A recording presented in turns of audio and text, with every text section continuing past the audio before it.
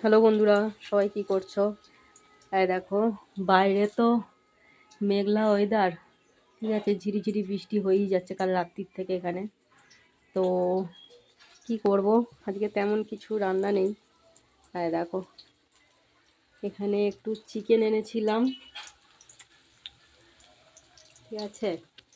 এই দেখো, পকোড়ারও ম্যাগনেট করেছে, আর এখানে কটা পকোড়া ভেজে নিচ্ছে।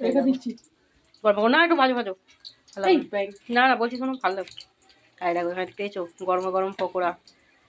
কারা কারা খাবে চলে আসো। এই বৃষ্টির ওয়েদারে গরম গরম চিকেন পকোড়া আর না ভাল লাগে বলো? আর আমাকে লেগ পুলিং করার জন্য এখানে দাঁড়িয়ে আছে।